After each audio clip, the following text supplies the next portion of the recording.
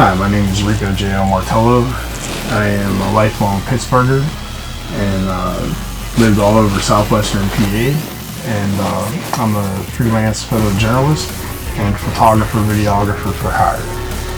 I love covering as much as I possibly can in the communities in and around surrounding Pittsburgh.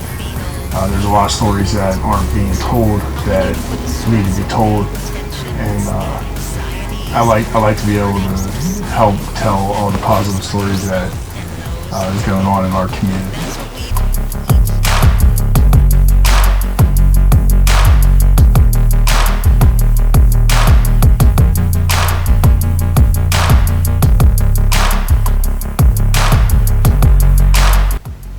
What motivates me now is the same thing that motivated me then when I first started as a freelance photojournalist, is to tell positive stories and positive people doing positive things. It's too many times that good stories about positive people doing positive things get shadowed because we're watching too much stuff about violence and crime and murder and all the crimes, and we're not seeing the good things that's going on in the world around us. And there's a lot of positive things going on in the world, especially in your neighborhood. You see it all the time. It's just it don't get reported on, don't get put in the news, because a lot of people don't click on it.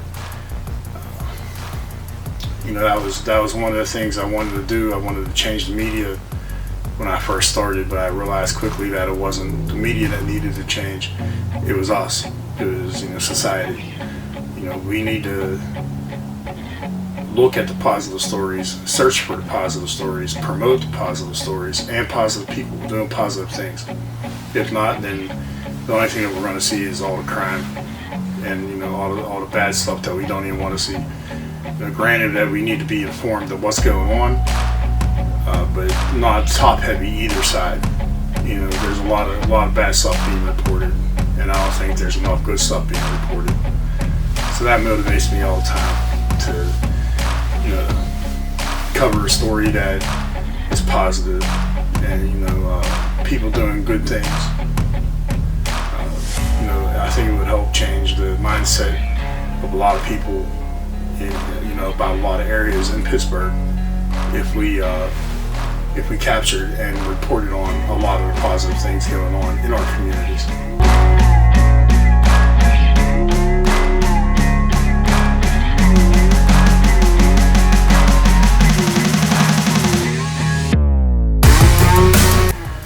So one of the most important values I demonstrate as leaders, I don't ask anybody to do anything that I will not do, I am not doing, or I haven't done.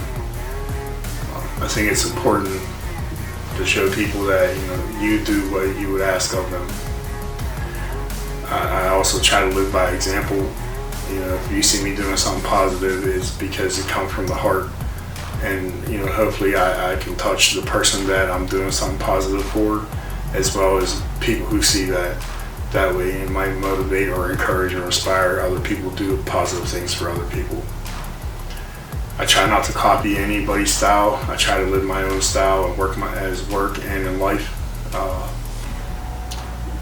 I also try to make sure that I talk to people and say at least hello in passing. You never know, it might change somebody's day. People always like to hear positive things, and it might change their mood from bad to good by hearing a positive word, or having a positive engagement with somebody, even if it's 5 seconds. So I try to do that a lot and encourage people.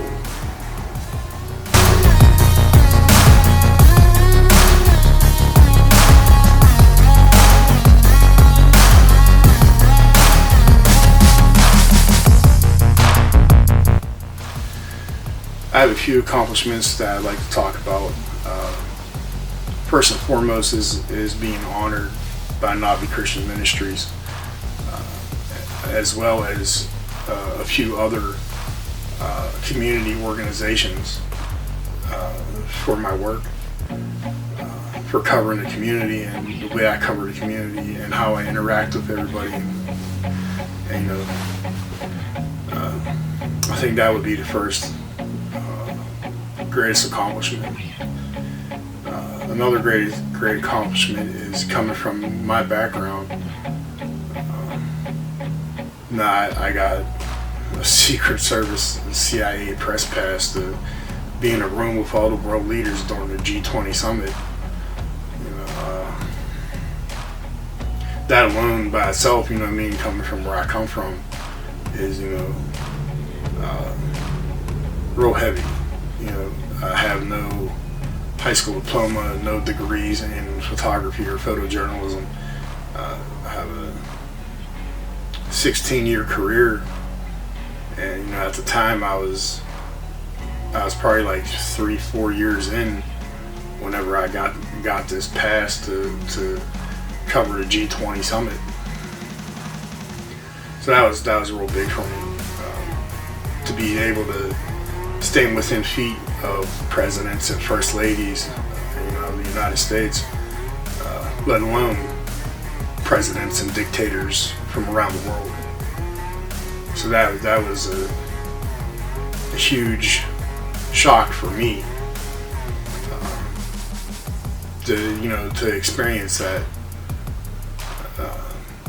Again, coming from the background that I come from.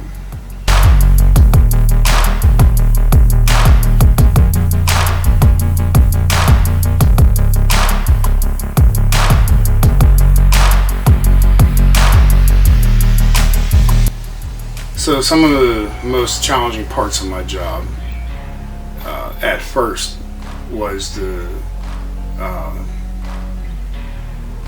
get established, to have people recognize that and take me seriously as a photojournalist. That was one of the most difficult parts at first. And throughout the whole career as a freelancer, and most freelancers will tell you, the pay. The pay is one of the most challenging parts of my job. Because you have to buy equipment, you have to buy cameras, memory cards, lights, and plus all the travel, all the outfits, all the clothes, meals when you're on the road. Like everything comes out of your pocket, and when you don't get paid that much, it's real difficult to be able to maintain doing what you do in your career, as well as to pay the child support, to eat, to take care of yourself and actually live. So definitely, like, one of the most difficult things that I had to deal with my whole career would have to be pay. It's hard to do stuff for a little bit of money and then still have to put out the same amount of money every month when you don't have the same amount of money coming in every month. I speak not just for myself but for all freelancers, that it has to be one of the biggest difficulties that we have with our jobs, besides being established. Even as an established freelancer, it's sometimes hard to get the work published. So you get freelance and then the work never gets published. So it's pay and having to pay for everything out of your own pocket, and being able to get 100% of everything published that you do.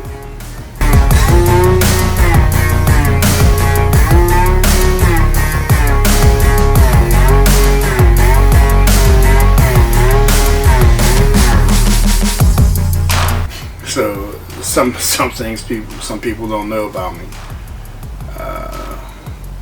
Okay, so let's just start off with a few things. Okay, so I dropped out of high school my senior year of high school. Shortly after high school, I went to jail. after going to jail, I was facing 15 years, went to trial, and I represented myself in court. I fired my attorney and represented myself in court, and I got a PWV. So needless to say, I didn't go to jail, and the judge was surprised of how I handled myself in a courtroom. I've had 146 jobs in my lifetime. So yes, photography and photojournalism is not what I've done my whole life. A lot of people believe that. I never went to school for photography or photojournalism. I like to cook. Everybody knows I like to eat, but you know, I definitely like to cook. Let's see what else. I've probably lived in several different places in southwestern PA before I turned 18. Probably 8-9 different communities before I turned 18. And as an adult, I've been pretty much doing that as an adult as well. So my whole life I've just been moving around and live in several different places in communities. And I am blessed for being able to do that, because you get to meet people from all over the place, and no matter where you go, it feels like home.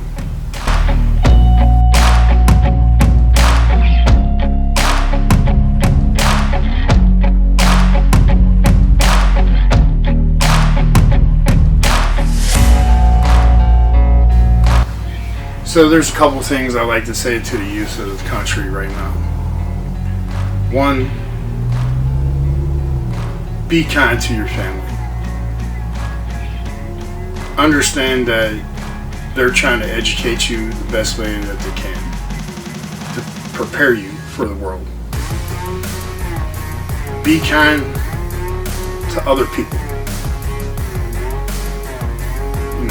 Treat other people the way you want to be treated. This is the golden rule. Be kind to yourself.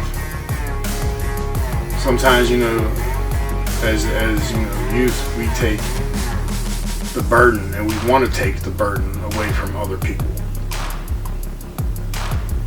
You have to be kind to yourself. You have to treat yourself for good things. That doesn't mean party all week because you did, you got an A, or you got a job. It's you do a good thing. You do something positive. You pat yourself on the back, but then keep it pushing, because there's other positive things that you need to do. Don't waste your time just partying. If you want to get into a career or go to school for something, try reaching out to somebody that is doing that career, is working in that career, and try to intern with them, or at least have a conversation with them to find out what their job or career entails.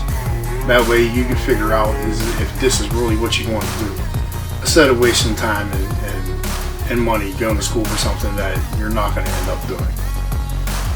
No matter what you do, the jobs that you get and everything that you do, learn from them. Learn as much as you possibly can from every single job you ever had or ever will have, and then it'll make you better for your careers and how to handle people and how to interact with people. It definitely does help to learn stuff from every single job or position that you have. Try to be a positive person in your community. Volunteer. Volunteer giving at the food bank. Volunteer at the church. And you don't have to sign up for anything. If you go to church, and they're having refreshments afterwards, stay after and help know, clean up. You go to an event, and you can do the same thing, for a nonprofit or anybody. Your grandma ain't got a lot of people coming over to the house all the time. Call her, check on her. It'll mean the world to her. Your grandmother, grandfather, any elder in the family. It'll mean the world to them. Check on a neighbor.